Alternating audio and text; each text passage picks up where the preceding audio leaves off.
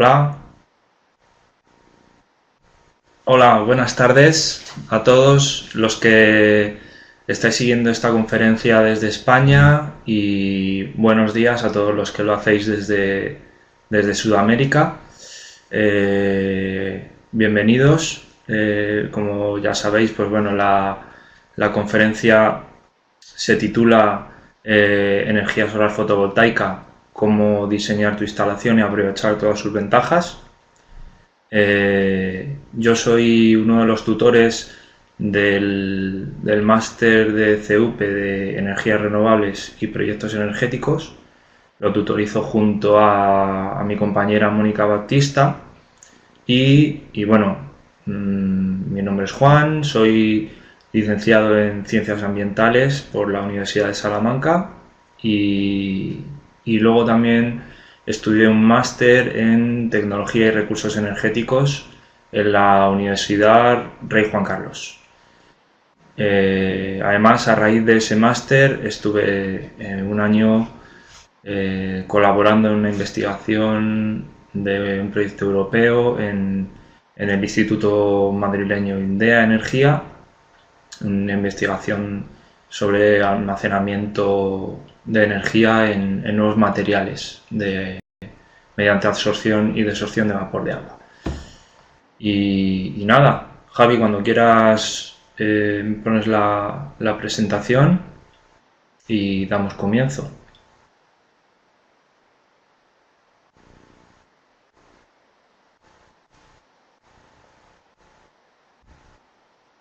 Vale.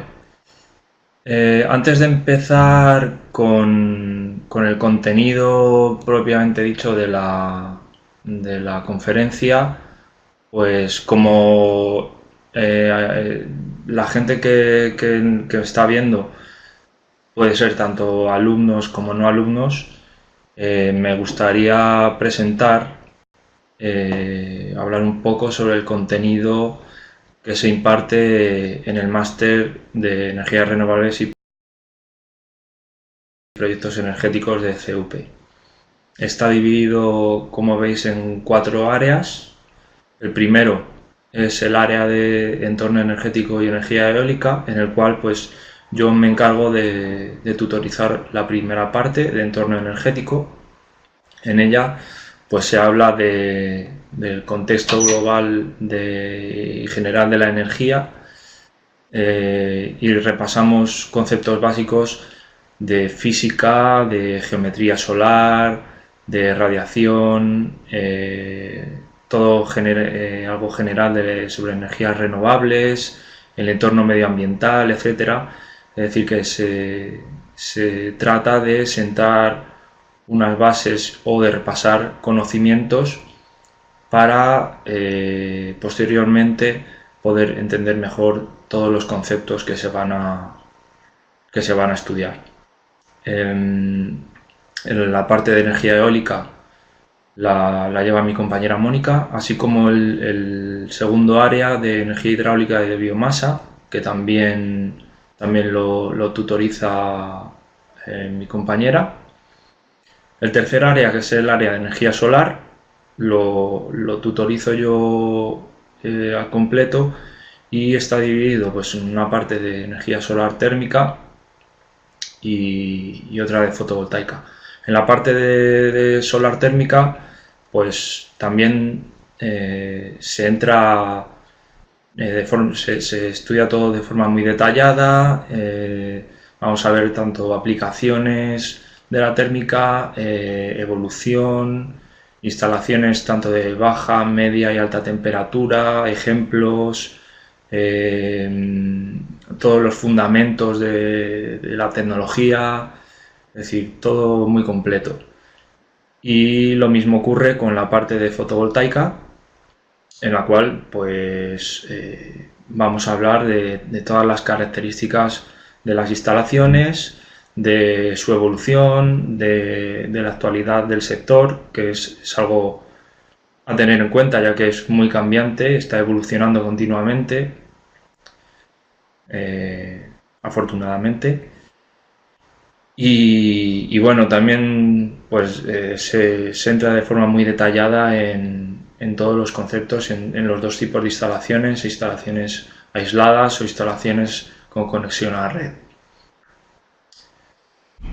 Después, el último área del máster es el de Marco de Desarrollo, Implantación y Gestión y Energías Renovables Emergentes, en el cual yo me ocupo de tutorizar la parte de energías renovables emergentes. Hablamos de energía geotérmica, por ejemplo, tipos de yacimientos, aplicaciones, instalaciones, etc. Energía marina, clasificación de estas energías, hablamos de la maremotriz, corrientes marinas, termomotriz, etc. Y por último, del hidrógeno y las pilas de combustible. Es decir, pues las ventajas y desventajas que tiene el hidrógeno como combustible, comparación con otras tecnologías, cómo se lleva a cabo el almacenamiento de ese hidrógeno, su transporte y su distribución, cómo se genera también ese hidrógeno para utilizarlo como combustible y la base de eso, que son las pilas de combustible. Realmente un apartado muy interesante este último, que la verdad que a mí es uno de los que más me apasiona. Y nada más, ahí en la presentación, que la podéis descargar, tenéis un enlace donde pone Máster Energías Renovables CUP, un enlace a la web de CUP, en concreto al apartado del máster. Así que nada, si tenéis cualquier duda o os queréis solicitar información, pues ya sabéis que en la página web de CUP están dispuestos a ayudar siempre. Y nada, vamos a comenzar. La presentación la he dividido un poco en 4 apartados. Uno de introducción, donde pues es realmente un campo muy amplio, por lo tanto es muy difícil en una charla de 1 hora hablar de todo lo que deseas. Así que bueno, una pequeña introducción donde se puntualizan 4 cosillas. Después vamos a pasar a hablar de los componentes y los equipos de las instalaciones de estos sistemas fotovoltaicos.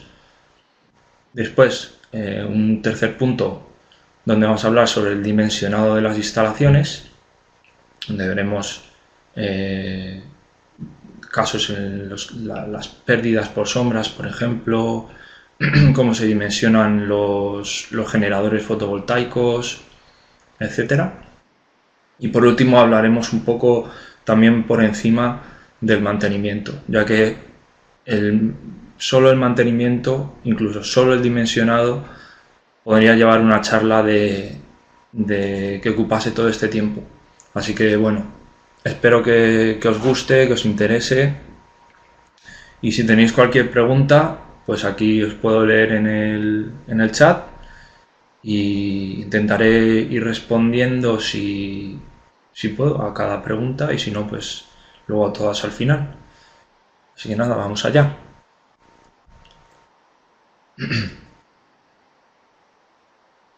Bueno, decir que una instalación solar fotovoltaica, ¿a qué está destinada?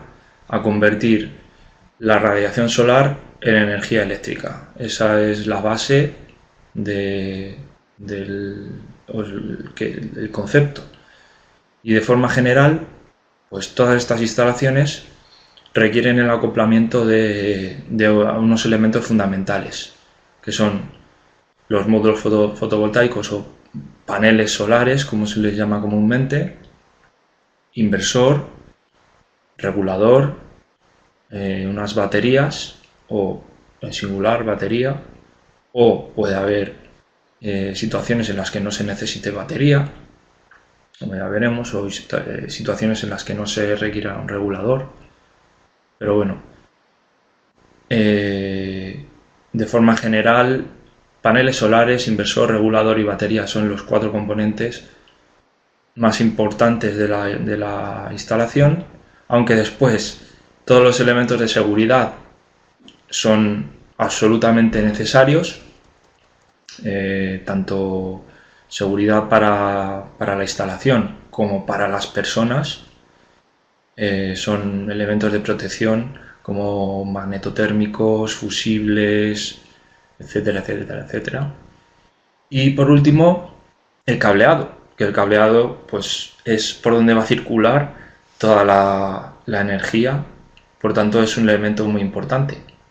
Y veremos que el dimensionado de los cables, es decir, el cálculo de la sección, es muy importante a la hora de dimensionar nuestra instalación.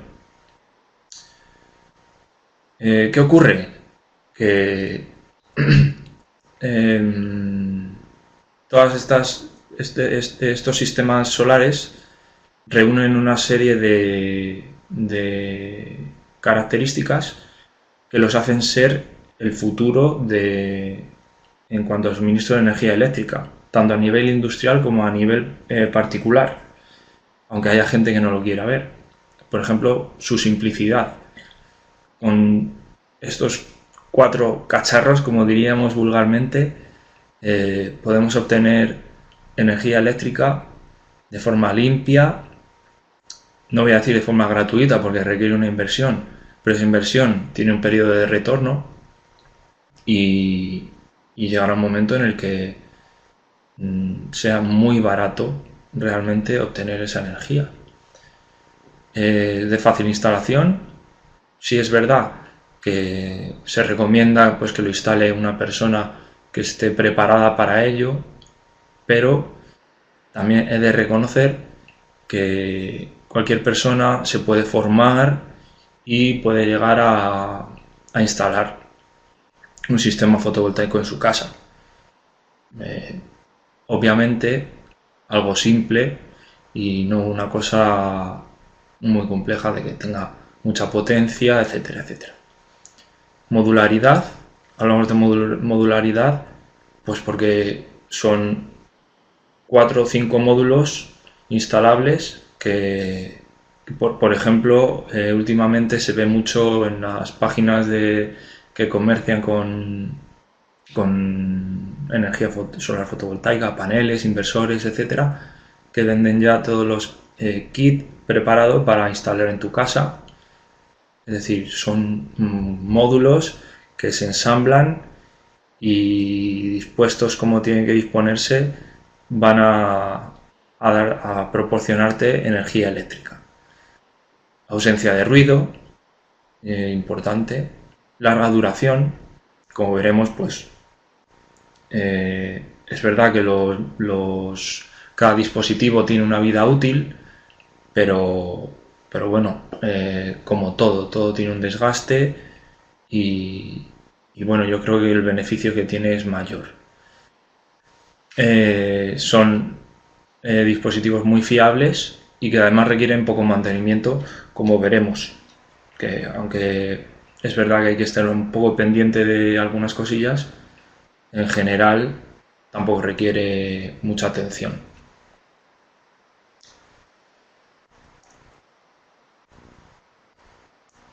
Bueno, la cantidad de energía solar aprovechable en una instalación pues depende de muchos factores, de muchos. Algunos de ellos pueden ser controlables durante la etapa de diseño y la etapa de instalación del sistema, como son pues la orientación de los paneles, la inclinación de los paneles, la ubicación del sistema, aunque esto es relativo, porque bueno, si tú quieres instalar un sistema fotovoltaico en tu casa, es verdad que lo puedes ubicar en tejado, en el jardín si tienes jardín, pero bueno, hay casos en los que lo puedes poner en el tejado y no hay más. Entonces, bueno, es relativo. Y luego a su vez, pues hay otros factores que no son controlables. Por ejemplo, la localización geográfica. pues obviamente si yo quiero instalarlos en mi casa, la localización es en este caso Madrid, y es Madrid, y esto determina que estoy bajo unos parámetros meteorológicos determinados que son los que son y que no puedo cambiar. Por tanto, pues bueno, hay que tener en cuenta eso. Importante, siempre que vamos a instalar un sistema fotovoltaico, que queremos maximizar la producción de energía para ajustar todos los componentes y no gastarnos más dinero del que debemos. Entonces es muy importante, me parece algo esencial, el estudio de cada caso por separado, ¿vale? No vale aprovecho el proyecto de la casa de no sé dónde para este proyecto que voy a hacer ahora. Puede que haya cosas que te sirvan o un guión, puedas seguir un guión establecido, pero cada caso es único, independiente, y eso hay que tenerlo muy en cuenta. Esto, a su vez, pues hay que hablar de las necesidades de cada instalación. Hay que identificar claramente qué necesidades se tienen, qué equipos se van a conectar, qué cargas se van a conectar, qué ubicación es, etcétera, para dimensionar correctamente el sistema.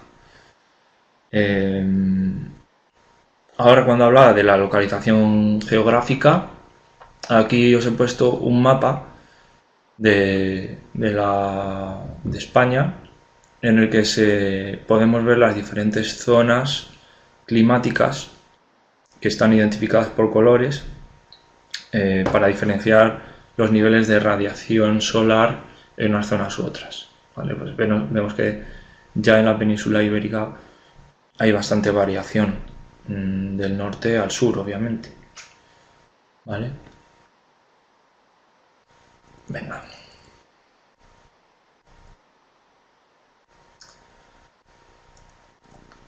¿Qué ocurre en estos momentos en este mundo de las instalaciones solares fotovoltaicas? Para lograr que se incorporen plenamente a la sociedad como una solución complementaria a los sistemas tradicionales de suministro eléctrico, pues va a haber que superar determinadas barreras. Barreras administrativas. Los estamentos públicos tienen que ser un ejemplo a la hora de instalar este tipo de sistemas y de hacer uso de las energías renovables. No puede ser que los ejemplos seamos los ciudadanos siempre y todo corra de nuestra cuenta. El estamento público tiene que dar ejemplo y todos los edificios públicos deberían hacer uso de las energías renovables, el parque móvil debería ser al menos coches híbridos, etcétera, etcétera, etcétera. Hasta que no lleguemos a ese punto, la cosa no va a empezar a evolucionar. Barreras legislativas, importante. Leyes que favorezcan la implantación de las energías renovables, en concreto de la solar fotovoltaica. Aquí en la presentación os he puesto abajo el Real Decreto 1/2012, con el que se suprimieron todas las primas e incentivos para nuevas instalaciones de producción de energía eléctrica a partir de cogeneración, instalaciones solares fotovoltaicas, otro tipo de renovables, residuos, ¿vale? Esto fue posteriormente a todo el estallido de la crisis que hubo en España, una crisis económica. Se hicieron las cosas muy mal con anterioridad, pensando que se podían dar incentivos a diestro y siniestro, y al final tomaron esta medida que todavía hoy en día, 5 años, casi 6 años después, pues continúa. Y el Real Decreto 900/2015, que es el famoso Real Decreto que regula el autoconsumo en instalaciones solares fotovoltaicas, también llamado el impuesto al sol, que bueno, no ha hecho sino que lo contrario a favorecer el desarrollo de la energía solar fotovoltaica. Y esto lo podemos ver en estos gráficos. Por ejemplo, vemos cómo desde 2012 la potencia instalada en España en energía solar no ha variado, cuando realmente la tecnología se está desarrollando, se están haciendo mejor las cosas, los paneles son más eficientes, tienen mayor rendimiento, son más baratos, las baterías también son más baratas, hay mejores tecnologías, pero sin embargo la potencia instalada es la misma desde hace 5 años. Pues bueno, esto es consecuencia de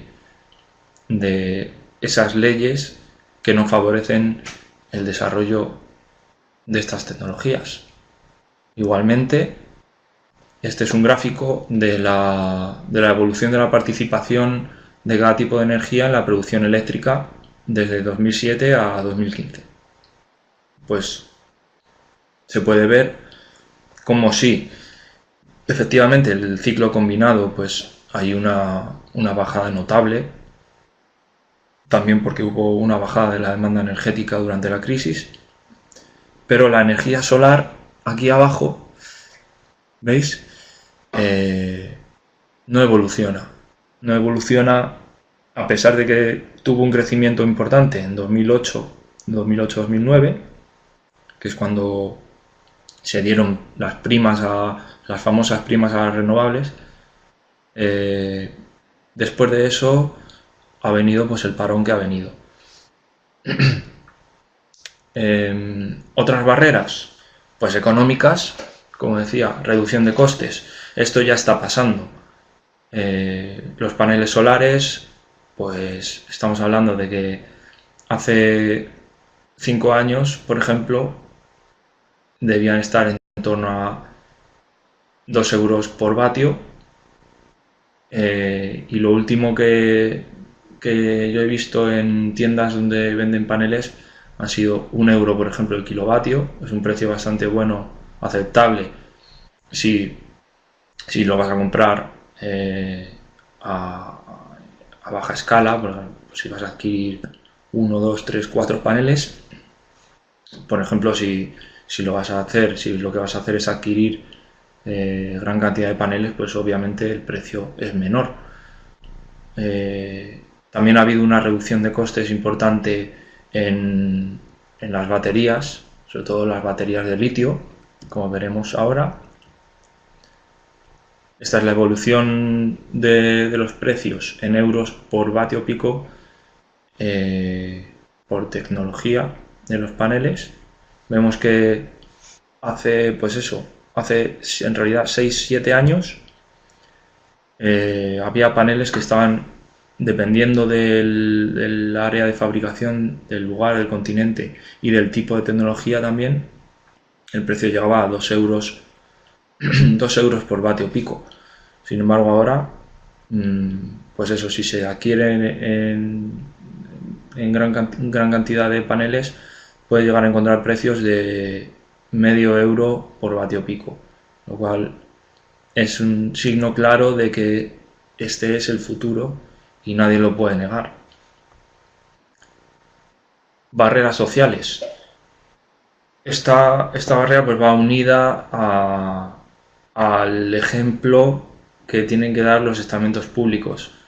Es decir, son los que tienen que ocuparse de difundir las posibilidades de estas tecnologías, de mentalizar a la gente de que si tienen la posibilidad de instalar un sistema fotovoltaico en sus casas, que lo hagan, porque realmente es algo viable, es fiable y hay que cooperar para en el futuro pues tener una atmósfera más limpia.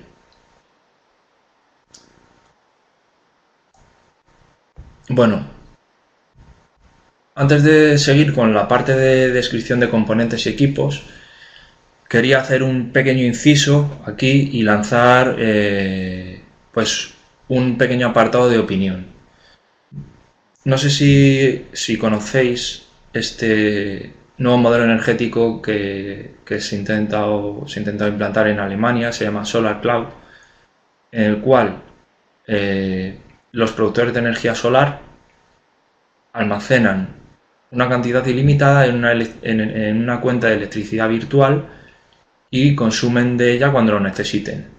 De forma que tienen un balance neto entre lo que generan y lo que consumen.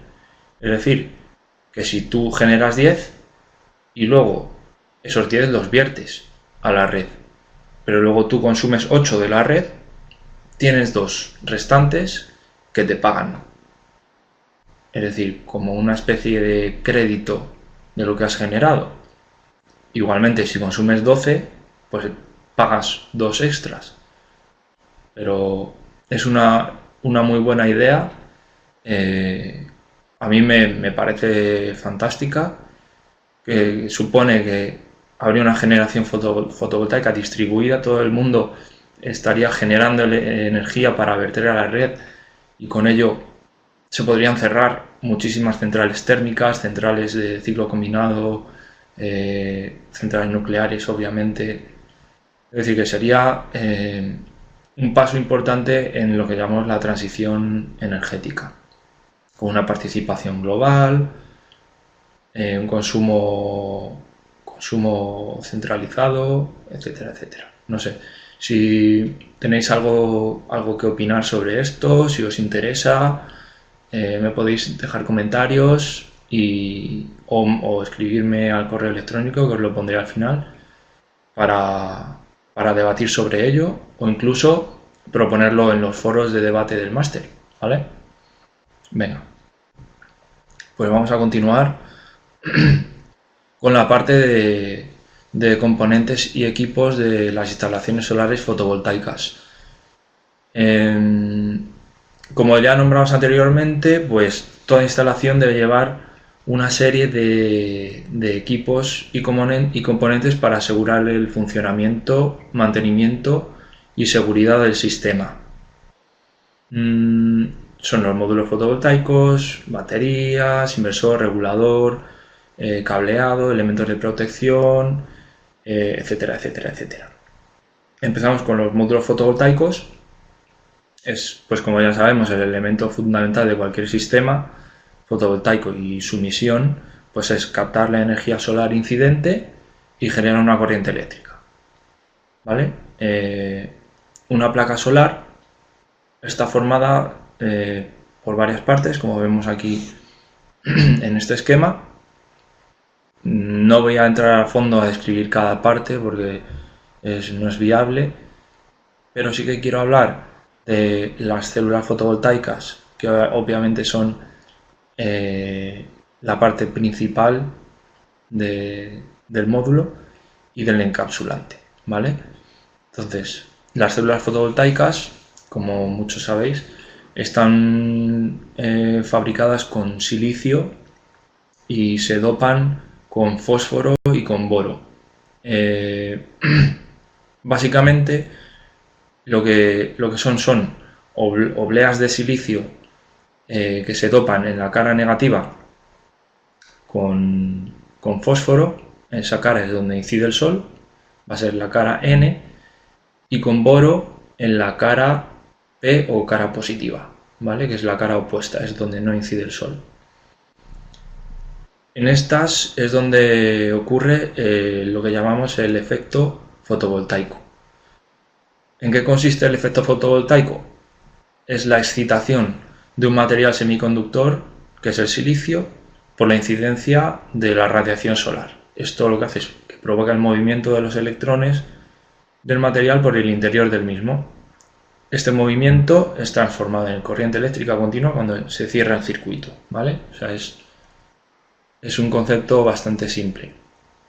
La corriente se genera gracias a la existencia de dos zonas de conductividades diferentes en el material. Son las zonas que ya he hablado de ellas, zona P y zona N. Estas zonas se logran mediante ese dopaje del silicio con fósforo y boro. ¿Qué pasa? Que las impurezas de fósforo van a generar una zona N. ¿Por qué? Porque tienen un electrón de enlace más que el silicio, ¿vale? Y las de boro van a generar una zona P porque tienen un electrón de enlace menos que el silicio. Por tanto, tenemos una zona con exceso de electrones y una zona con defecto.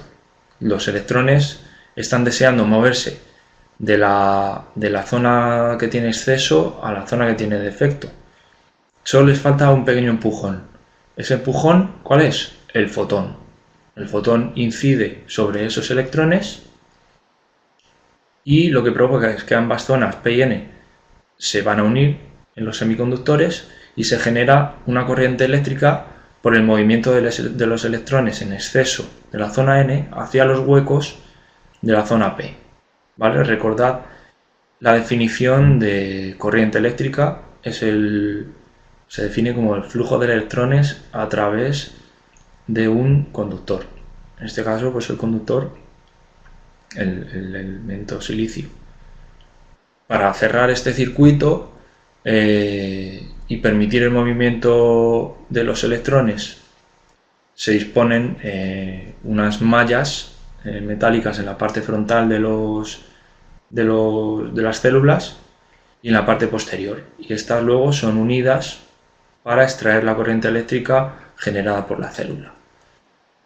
Una célula de forma individual produce aproximadamente unos 0,4 voltios. Entonces, para conseguir tensiones superiores, las células lo que se hace es unirlas entre sí en serie y paralelo, de forma que se conecta el dorso de una de ellas con la parte frontal de la adyacente y así sucesivamente, pues todas las que requiera cada módulo. ¿Vale? El material encapsulante es también un elemento básico. Al final todos son elementos básicos, pero el material encapsulante, como su función es proteger a las células contra la humedad, pues tiene una función más importante, porque las células son el elemento básico del módulo, ¿vale? Se utilizan productos a base de siliconas, que son muy transparentes a la radiación solar, ¿vale? Para no evitar que llegue la radiación a las células, y además pues no se degradan con el tiempo. Por tanto, como he dicho, protegen a las células muy bien contra la acción de la humedad. Módulos fotovoltaicos, hay más tecnologías, hay más tipos de módulos, pero bueno, principalmente estos tres son los que se vienen utilizando. El de silicio monocristalino, que es un panel en el cual las células se componen de un único cristal de silicio. La red cristalina es idéntica en todo el cristal, por eso es monocristalino, no tiene imperfecciones y son realmente los paneles con más rendimiento, ¿vale? Los últimos que se están probando están alcanzando un 22%, 23% de rendimiento, lo cual está muy bien. El silicio policristalino tiene procesos de cristalización del silicio que no son ordenados, de forma que se obtienen redes cristalinas diferentes en cada cristal, ¿vale? Estos tienen un rendimiento entre un 15 y un 18%. Y por último, los de silicio amorfo, que sería el tercero que veis a la derecha, alcanzan un rendimiento de tan solo un 10%, ¿vale? Y bueno, en ellos no hay una red cristalina propiamente dicha, sino que el material se deposita en finas capas que luego se unen entre sí.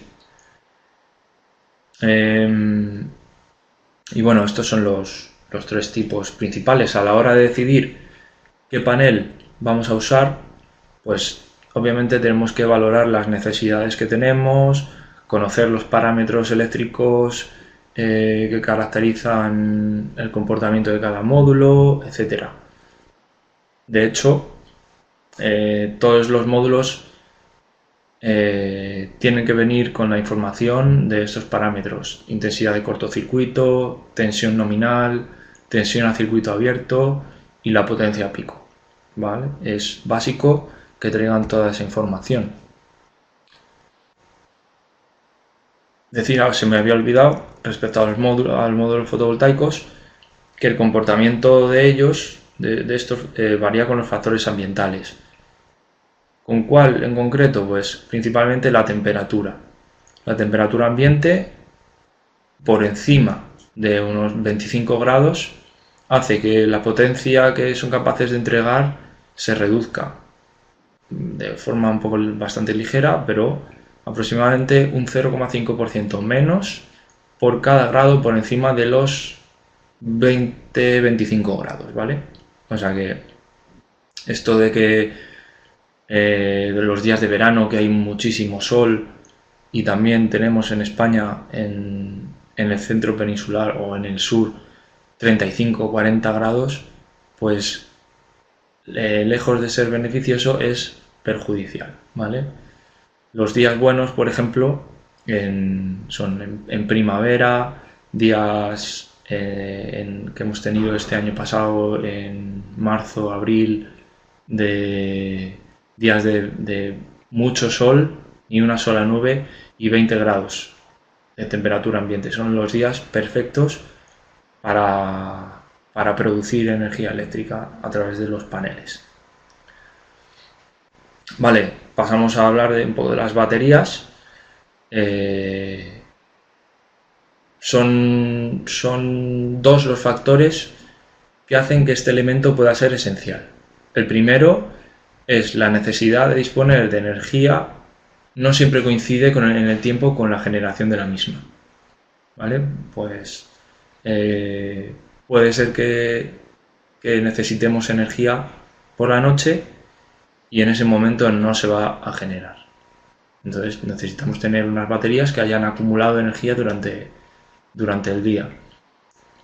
Y va relacionada con la segunda. Hay momentos en los que la producción de energía es baja o nula.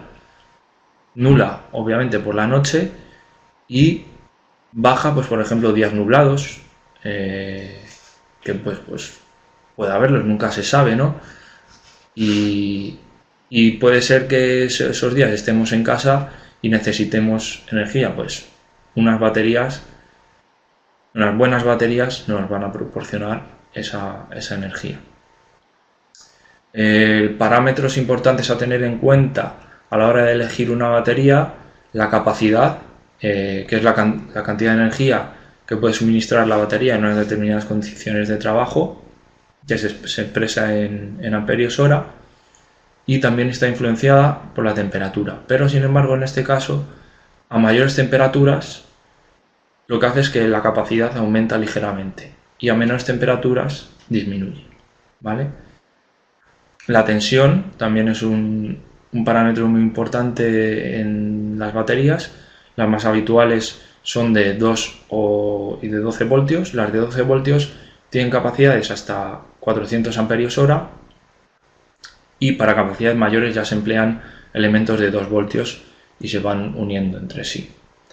Y por último, la profundidad de descarga, un parámetro importante para determinar la vida útil de la batería, ¿vale?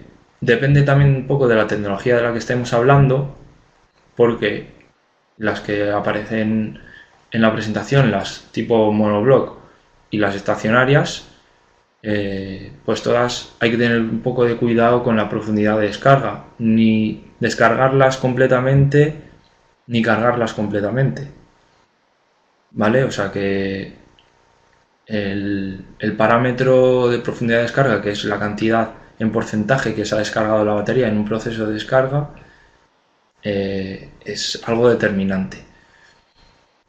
Tipos de baterías. Bueno, tampoco vamos a entrar mucho en esto. Principalmente pues se vienen empleando baterías tipo monoblock, tanto de plomo como de gel y más materiales. Es un formato compacto en un solo bloque y al final es la mejor batería hasta ahora para cubrir bajos consumos. O por ejemplo, para usar en casos en los que eh, tenemos prevista una ampliación de la instalación, o no prevista, sino que puede que sea una posibilidad. ¿Por qué?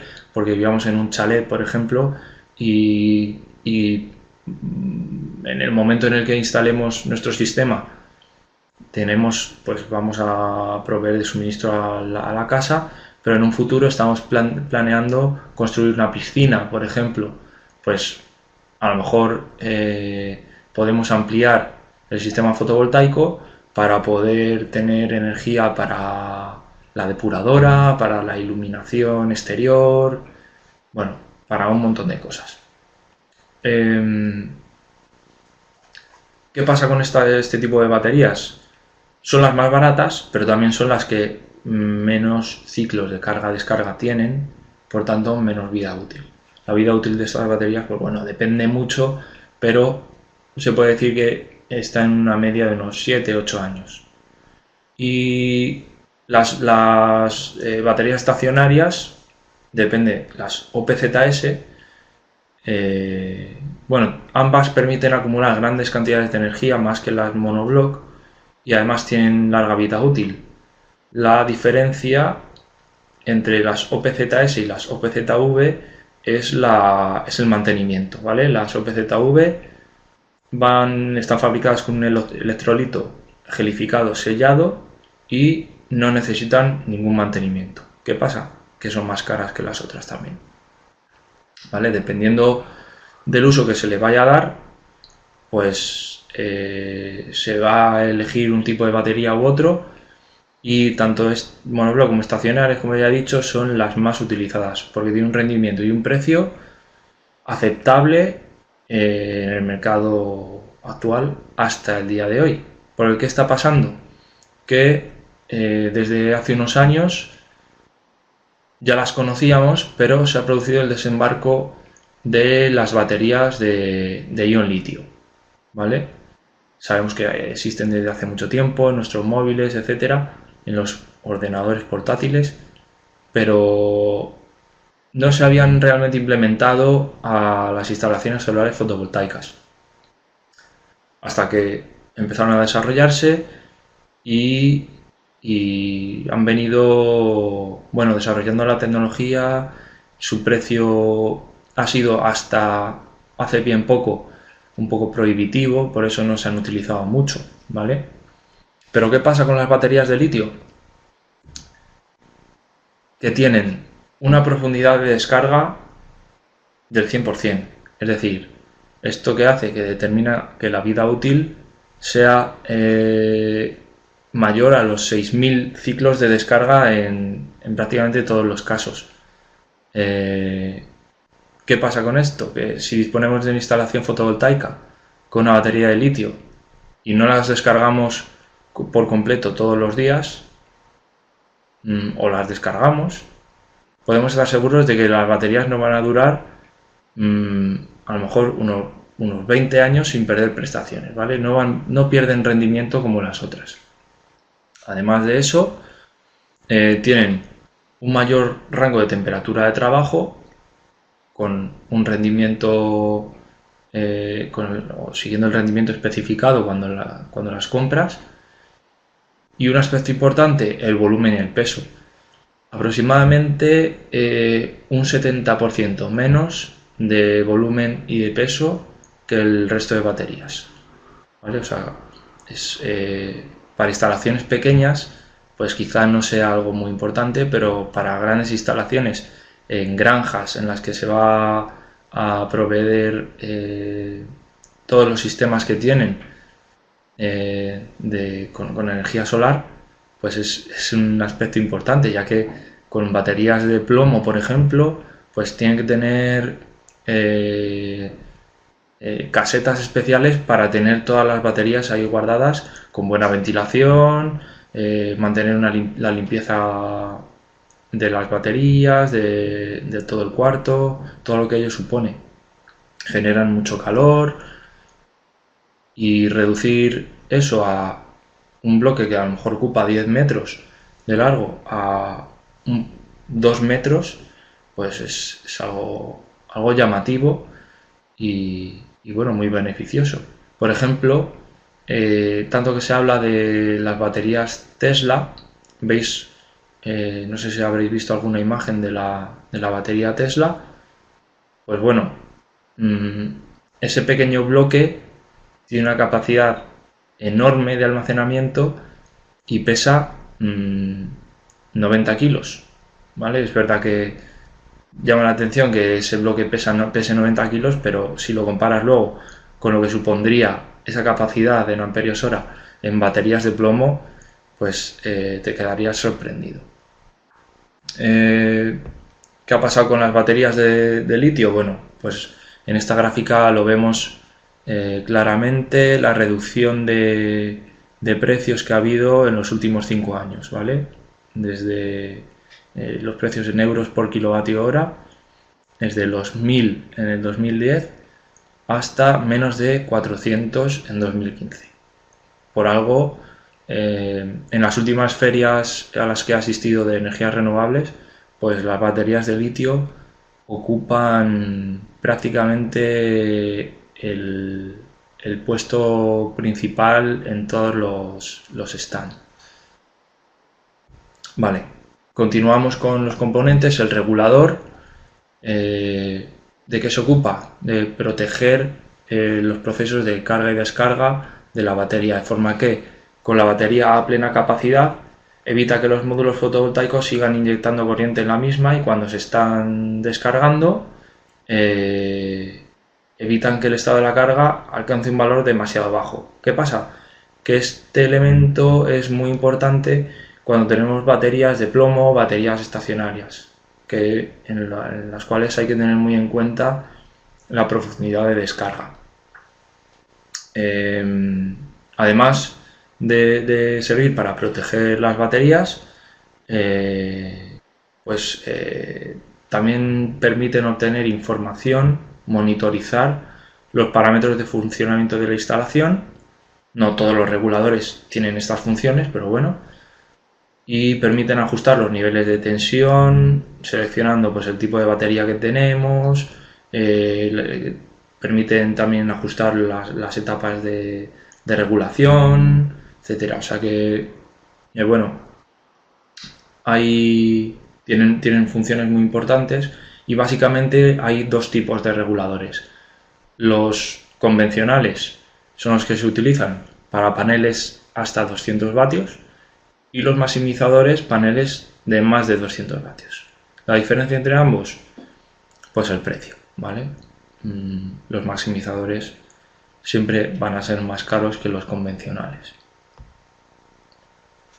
Otro de los componentes importantes, el inversor. Voy a beber un poco de agua.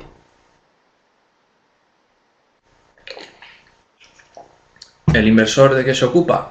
De convertir la corriente continua que generan los módulos fotovoltaicos a corriente alterna, que es la que utilizan prácticamente la totalidad de los equipos que tenemos en nuestros hogares.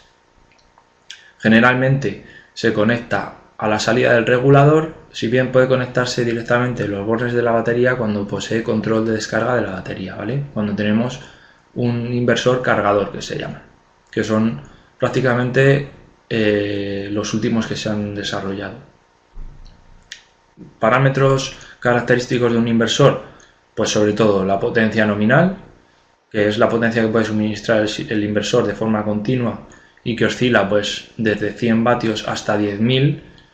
Se ha de tener en cuenta, esto es importante, que la potencia del inversor pues debe ser capaz de arrancar y operar todas las cargas de la instalación, ¿vale? O sea, si nuestra instalación se ha dimensionado para cubrir una demanda de 5.000 kilovatios hora,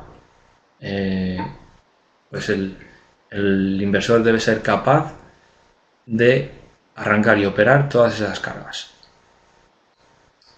Otro parámetro importante es la forma de onda.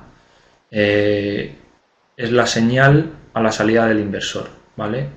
Esta señal se caracteriza por la forma de la onda, y el inversor más perfecto y el inversor que siempre se recomienda adquirir es aquel que tiene una onda senoidal, ¿vale? ¿Qué pasa? Pues lo de siempre, que son inversores que tienen un coste elevado. Pero bueno, es siempre, aunque te gastes un poco más de dinero, yo creo que es beneficioso. Continuamos con los componentes. Importante, el cableado, ¿vale? ¿Qué ocurre con el cableado? Que va a transportar la electricidad entre los diferentes bloques del sistema.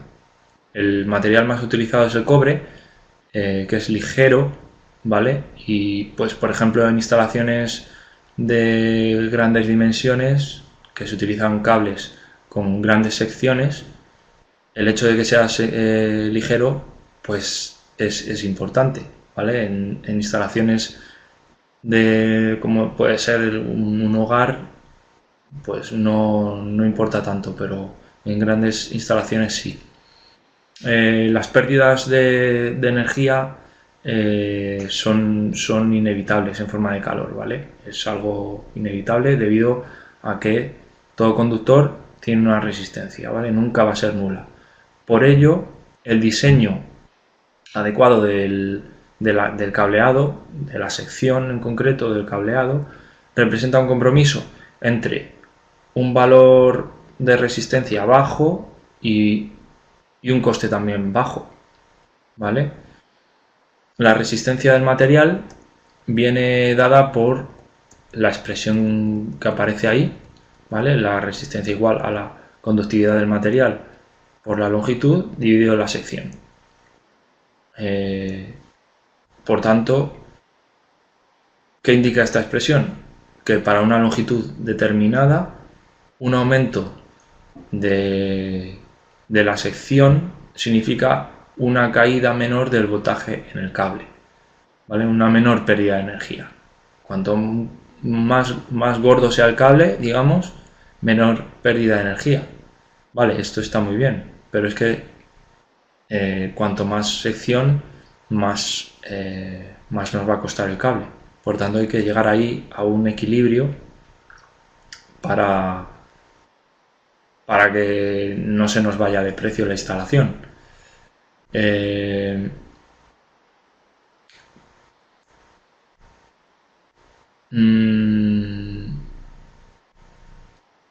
¿Qué funciones tienen los cables? Pues como vemos ahí, transportar la potencia requerida con total seguridad. Esta se debe efectuar con un mínimo de pérdidas de energía y mantener los costes de instalación en unos valores aceptables. Las protecciones son aquellas que van a garantizar la seguridad de las personas y de la propia instalación. ¿Qué va a pasar? Pues no es recomendable, por ejemplo, utilizar aparenta de corriente alterna en los circuitos de continua y viceversa.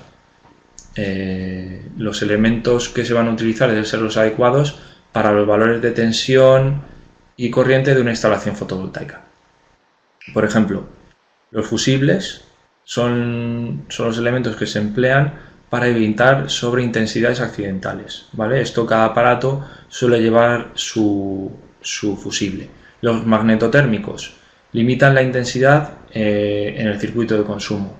Es recomendable a la salida de la batería y a la salida del inversor, ¿vale? Estos son los, pues, en nuestras casas todos tenemos magnetotérmicos, son elementos que hacen que se conecta a un equipo que supera la potencia, por ejemplo en nuestras casas, la potencia contratada, pues el magnetotérmico salta y corta la corriente. Los diodos se ocupan de evitar que los módulos actúen como receptores en situaciones en los que una parte del panel recibe sombra, ¿vale? También están incluidos en la caja de conexión en la parte de atrás del panel, y los diodos de bloqueo evitan que se disipe la potencia de los módulos o de la batería en situaciones de defecto electrónico, ¿vale? Estos están conectados a la salida de los módulos fotovoltaicos. Muy bien. Vamos a la siguiente parte, al dimensionado. El cálculo de la instalación, de las dimensiones, va a venir dado de la relación entre la demanda de energía del sistema, es decir, la energía con la que hay que proveer a nuestra casa, por ejemplo, y la energía que va a aportar el sol, la cual depende, como ya hemos visto, de factores que no dependen de nosotros. Para el diseño de un sistema fotovoltaico, un primer paso es conocer las condiciones de uso, es decir, el consumo, un estudio detallado del consumo y la demanda energética. Para ello que se lleva a cabo un inventario del equipamiento de la vivienda en el caso de que vayamos a instalar un sistema fotovoltaico en nuestra casa. Pues eso, se lleva a cabo un inventario de las potencias de cada dispositivo, de las horas y del porcentaje de uso, etcétera, etcétera, etcétera. Es decir, que hay que estudiar la especificación de la potencia de cada equipo y separarlo si es de corriente alterna y si es de corriente continua. En esta tabla que os he puesto aquí tenemos un ejemplo de estimación del consumo diario, ¿vale? En él se describen pues, las diferentes cargas que tenemos, tipo de cargas, las unidades de cada carga, el número de horas de utilización, su porcentaje de uso. Por ejemplo, esto se refiere en el caso del ordenador, en el que pone un 70%, un 75%, perdón, pues no siempre el ordenador está funcionando a pleno rendimiento, entonces hay que buscar unos valores medios. Por ejemplo, la lavadora, pues tampoco está, cuando la ponemos no siempre funciona a pleno rendimiento, depende de la temperatura a la que pongas el agua, de las vueltas del centrifugado, etcétera, etcétera. ¿Vale?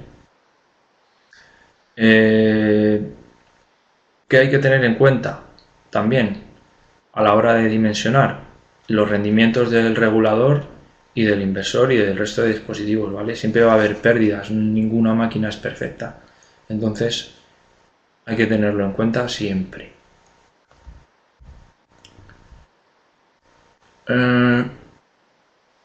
La evaluación del aporte solar. Este sería el segundo paso, ¿vale? Todo diseño de instalación solar presenta siempre la incertidumbre de la incidencia que vamos a tener, ¿vale? Se emplean siempre datos del pasado, pero resulta imposible cuál va a ser la meteorología en un lugar concreto un día cualquiera. Por eso lo que se hace es elegir uno de los métodos que hay. Uno de los métodos, o el más utilizado yo creo, es el método del mes peor o más desfavorable, que consiste en diseñar la instalación para el mes más desfavorable, que es aquel en el que la relación entre la radiación solar prevista y el consumo estimado sea mínima. ¿Qué vamos a utilizar? Valores medios mensuales de energía diaria incidente y consumida. Si se diseña la instalación para el mes más desfavorable, pues es de esperar que vaya a funcionar mejor durante el resto del año, ya que en principio en el resto de meses va a haber más generación eléctrica y menos consumo, ¿vale? Se suele elegir como mes más desfavorable siempre diciembre, ¿vale? Como vemos en el cuadro que hay al lado, que son los datos de irradiación obtenidos de PVGIS, ¿vale? Que es una página de un estamento europeo. Ahí donde pone PVGIS abajo en azul, tenéis un enlace a la página por si queréis entrar y comprobar los datos. Lo que os decía, siempre se tiene en cuenta el valor del mes más desfavorable, que siempre suele ser diciembre, ¿vale? En este caso, estos son los datos para nuestra ubicación para Madrid. El peor mes, diciembre, buscamos el valor más alto para ese mes. En este caso son el valor 2950 aproximadamente, 2920, y ese valor es el que resulta para una inclinación óptima, para una inclinación de 50 grados de los paneles, ¿vale? O sea que obtenemos el valor de inclinación que van a tener los paneles.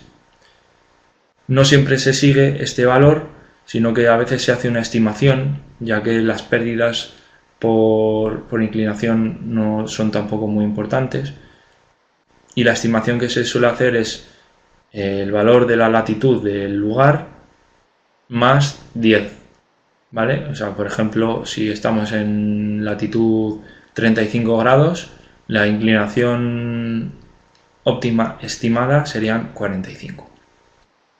Vale. Cualquiera de las otras posiciones que se eligiesen en este caso, pues iban a recibir menos radiación en el mes peor, y por tanto eso supone que voy a necesitar un generador más grande, y esto supone un incremento de los costes para el mismo consumo energético, lo cual pues hace que este también sea un punto importante.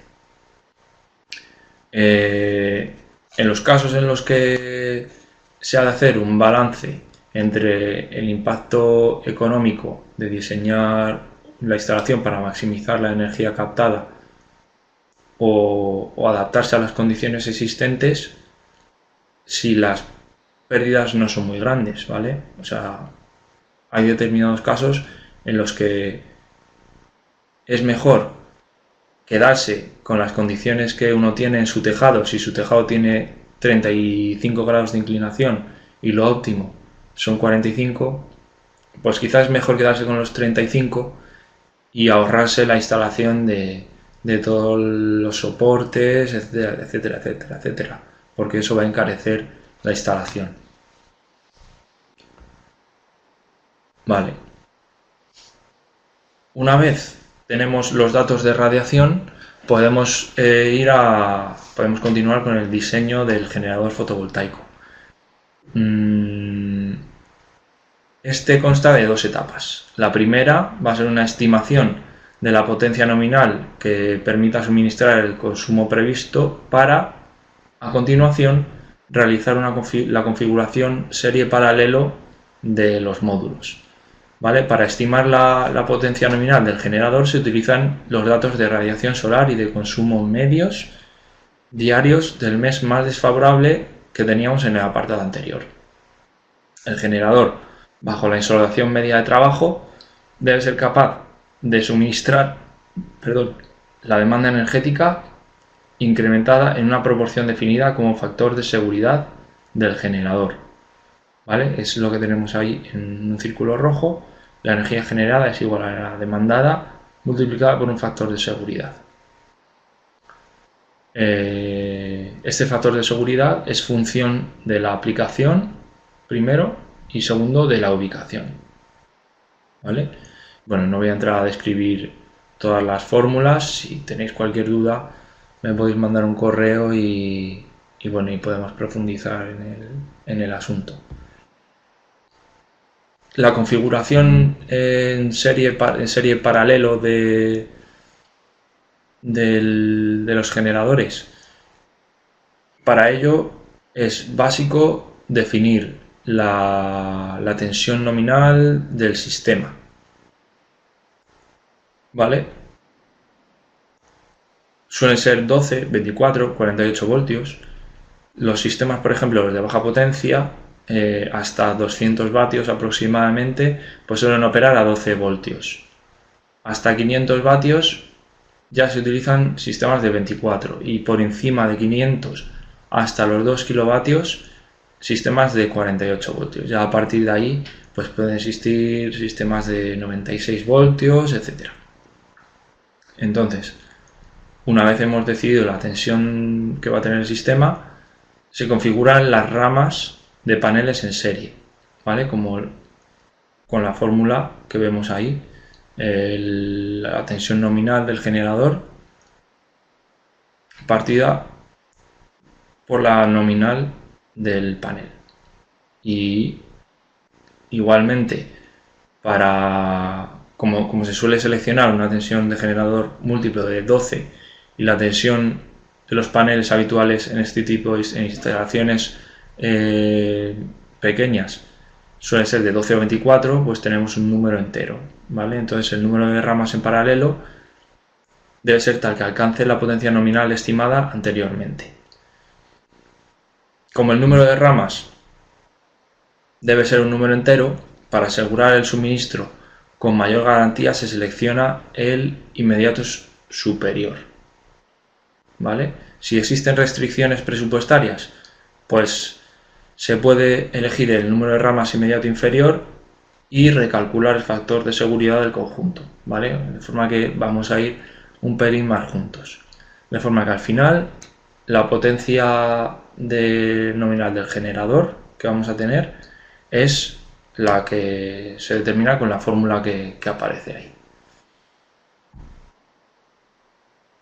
Vale, aunque todo el diseño que estamos describiendo se puede realizar, digamos, con cálculos a mano, existen ya desde hace tiempo programas informáticos que lo diseñan de forma instantánea, ¿vale? Solo con introducir una serie de datos al programa, este ya va a dimensionar toda la instalación, te va a permitir seleccionar el sistema más adecuado para tus requerimientos, incluso los componentes, etcétera, etcétera, etcétera. Estos PVSys y el Solar Design Studio V6 de Zensolar son pues dos ejemplos de esto. Y estos pantallazos los he sacado del PVSys en un diseño que hice para una instalación en un chalet, ¿vale? Como podemos ver, pues simplemente introduciendo el valor del consumo diario, luego los días de autonomía deseados, la tensión de las baterías, poco más, te va a configurar el número de baterías que necesitas, la capacidad que vas a tener con cada tipo de batería, ya que tienes también un desplegable con un listado con diferentes tecnologías de batería, diferentes marcas. Igual pasa con los paneles, si te los configura en paralelo, en serie, vamos, te da todos los datos que necesitas, un esquema de la instalación, de cómo debe ir conectada, vamos, en definitiva, que nos lo ponen fácil para que podamos hacer uso de la energía solar, ¿vale?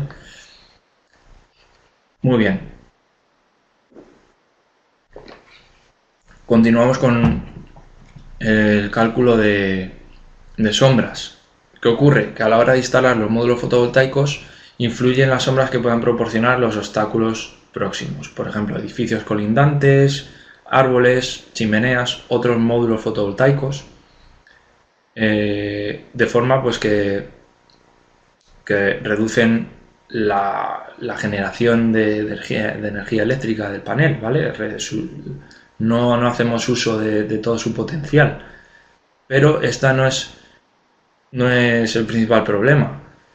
El principal problema es que cuando hay sombras en un panel, se provoca la inversión en el funcionamiento de los módulos y determinadas células pasan a actuar como receptores de corriente, ¿vale? Esto pues es peligroso. Hay fórmulas para calcular, por ejemplo, si vamos a instalar varias filas de módulos fotovoltaicos, fórmulas para calcular la distancia entre ambas filas, para que no se den sombra entre ellas, ¿vale? De forma que con la fórmula que tenemos ahí, la distancia igual a la altura dividido o bueno, la altura multiplicada por k, que es un coeficiente adimensional, que es la inversa de la tangente de 67 menos la latitud de la ubicación.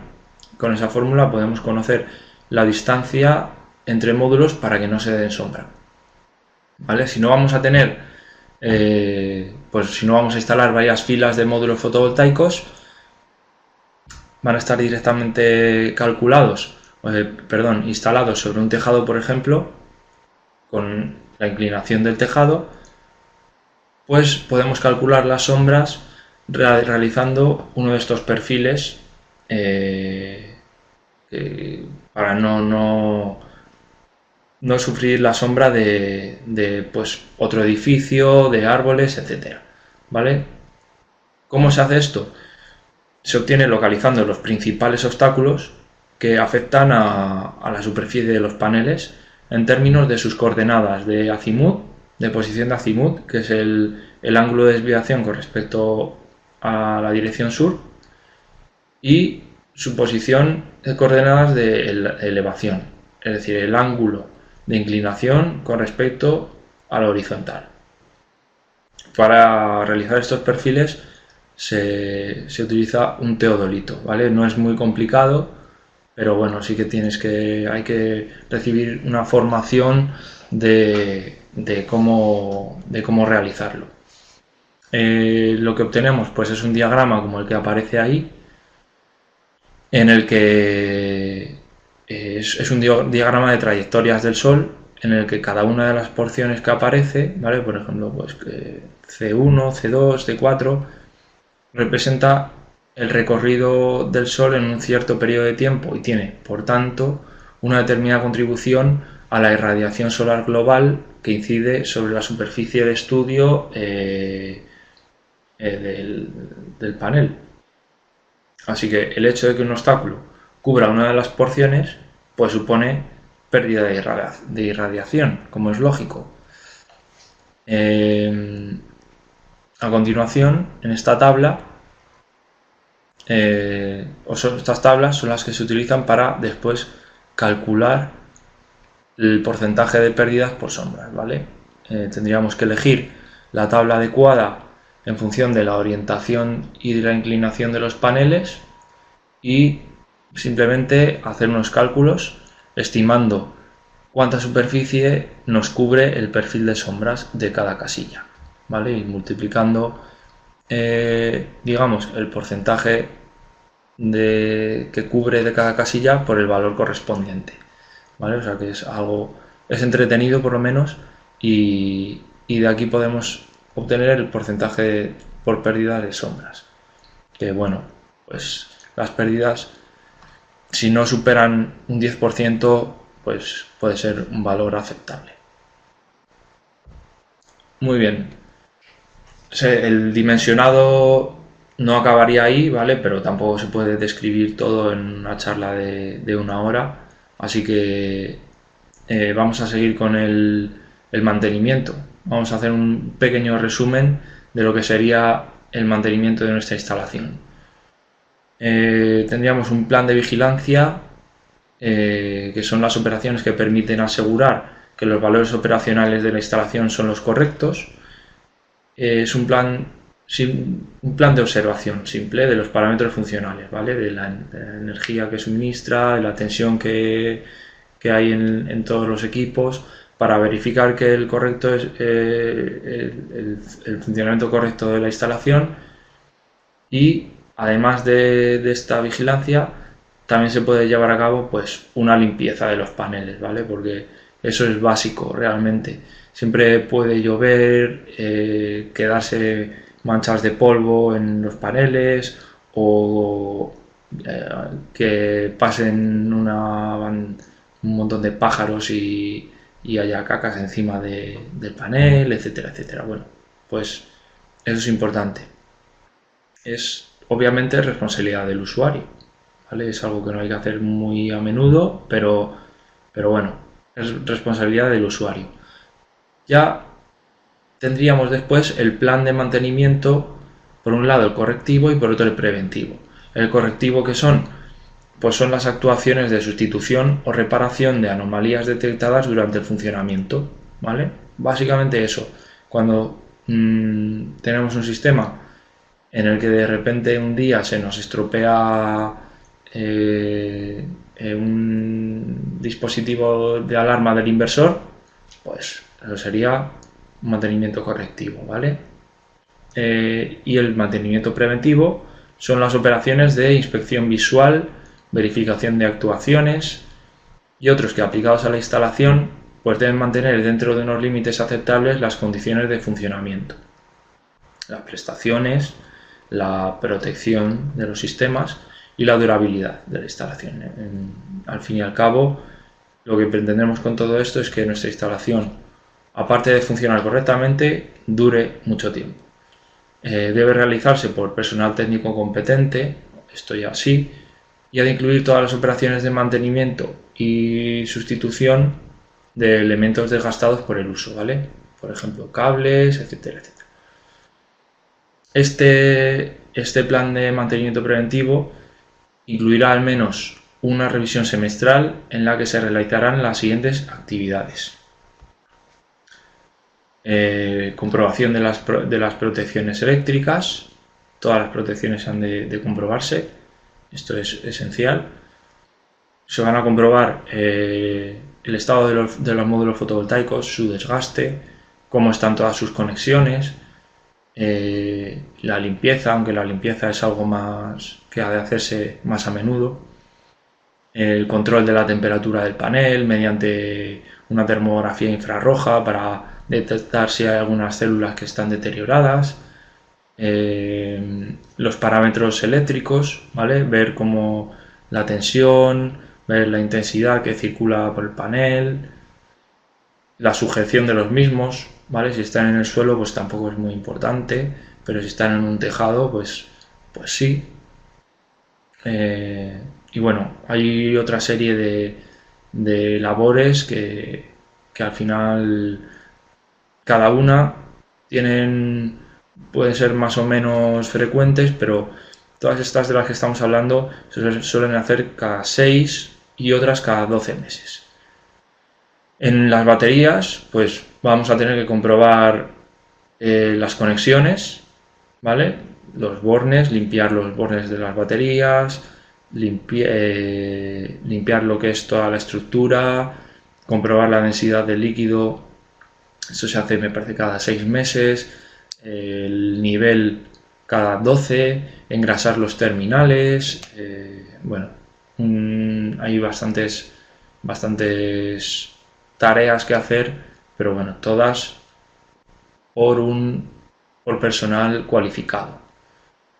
En cuanto al regulador, bueno, tampoco simplemente comprobar el funcionamiento, sus conexiones, sujeciones y sobre todo la corrosión. Esto es importante, ya que si detectamos corrosión puede ser una señal de que existe una avería más importante.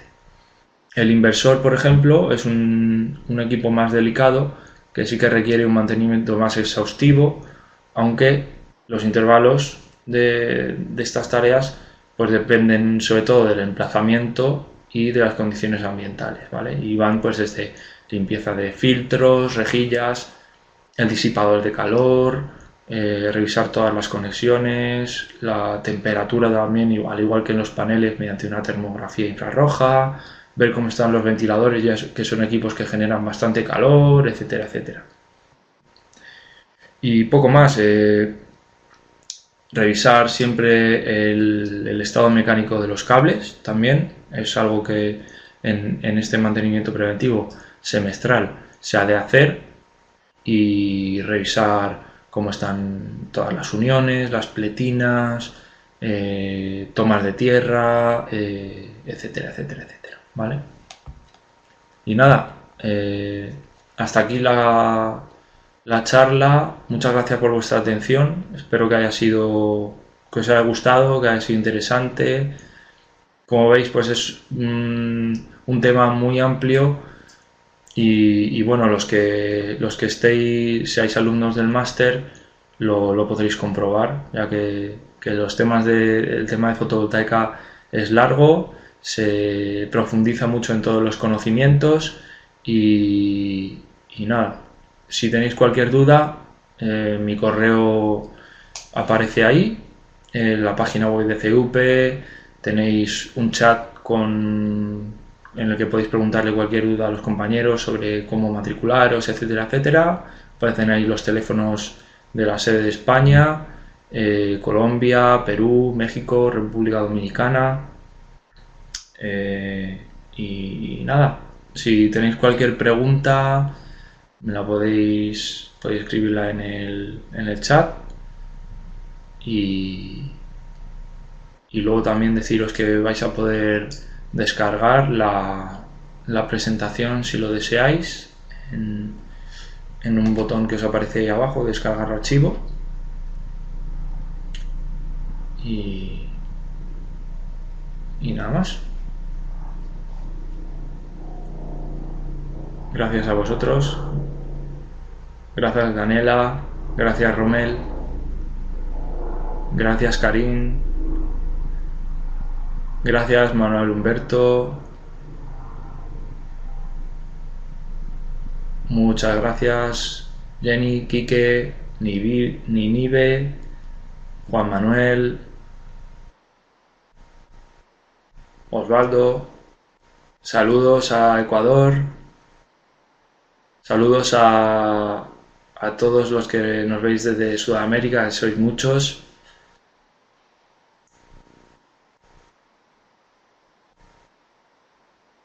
Profundizarás mucho más, Juan Manuel, no lo dudes.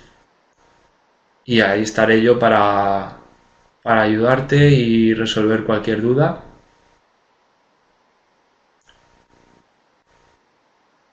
Rommel de Perú, me alegro que haya sido interesante y, ¿por qué no? Podría haber una segunda parte, efectivamente, y profundizar en alguna de las partes. Ninive, vale, que estás muy interesado en el máster, fenomenal. Cualquier información que necesites, ya sabes, tienes la página web de CUP disponible y en ella, en el apartado del máster de energías renovables y proyectos energéticos, tienes la información referente al máster y las personas de contacto, ¿vale?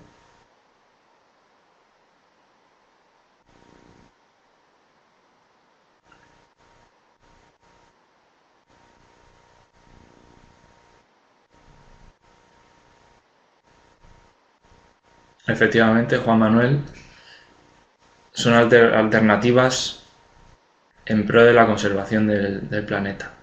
No lo dudes, o sea, es el futuro, eso está claro, no hay duda.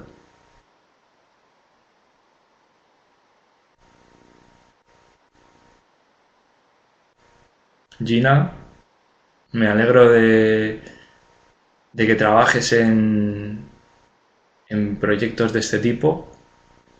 Realmente es algo súper interesante y que tiene mucho futuro.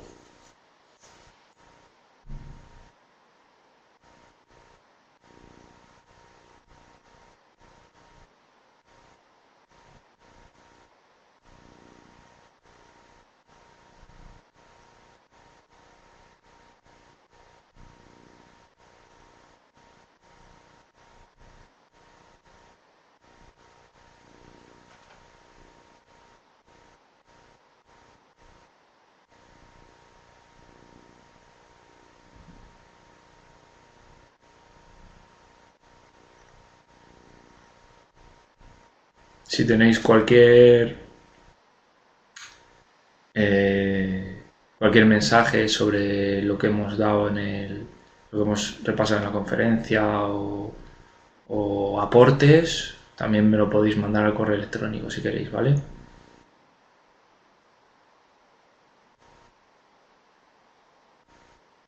Sí, bueno, cada vez se ven más instalaciones de este tipo, está claro. Lo único, falta ese pequeño empujón que, por parte de las administraciones públicas y no sé cómo está la situación en los países de Sudamérica desde donde nos veis, pero en España la situación es de un parón completo que bueno, que tiene que empezar a cambiar ya, porque todos los países de alrededor realmente lo están haciendo y si queremos ser o seguir lo que hacen otros países de Europa en otros aspectos, pues también en este, ¿no?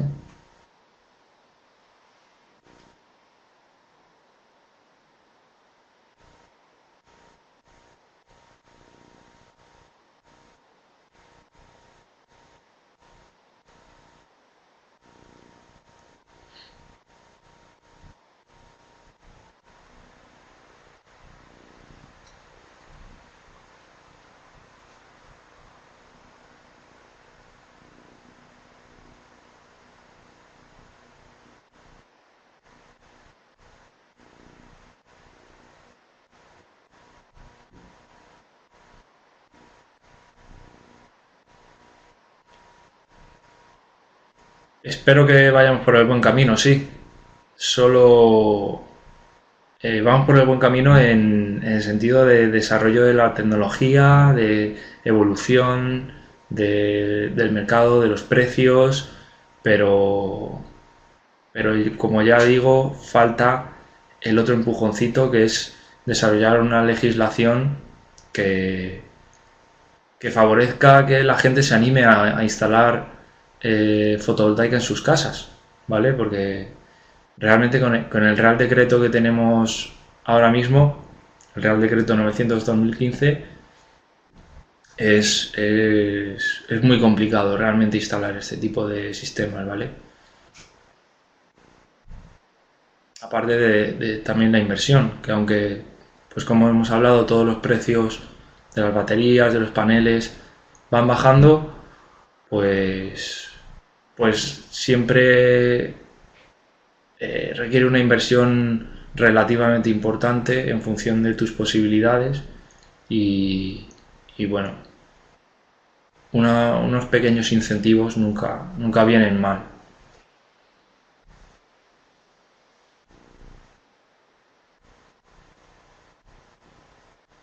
Fenomenal, Juan Manuel.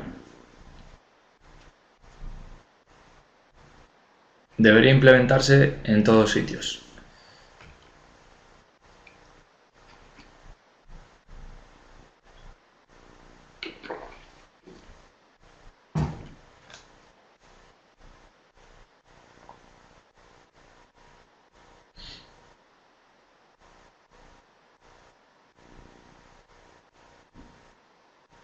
Exacto.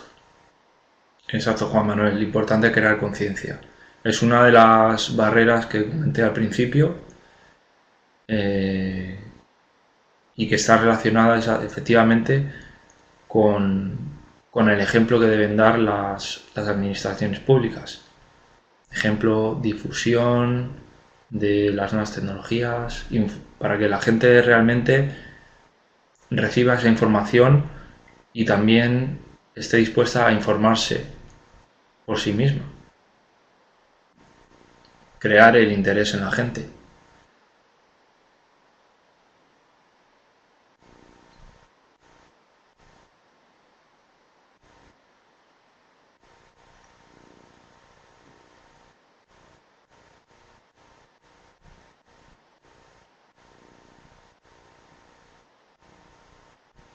Por supuesto, Juan Manuel. Nada, cualquier duda, cualquier comentario, los tutores estamos a vuestra disposición y, y nada, espero que sigáis disfrutando del máster, de estos contenidos tan interesantes y, y nada, muchísimas gracias por vuestra atención y por todos los comentarios que habéis escrito.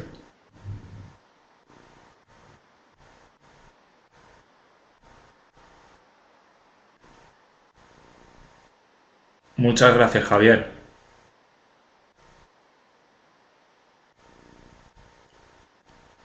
Un saludo a todos. Gracias. Hasta luego. Nos vemos en el máster.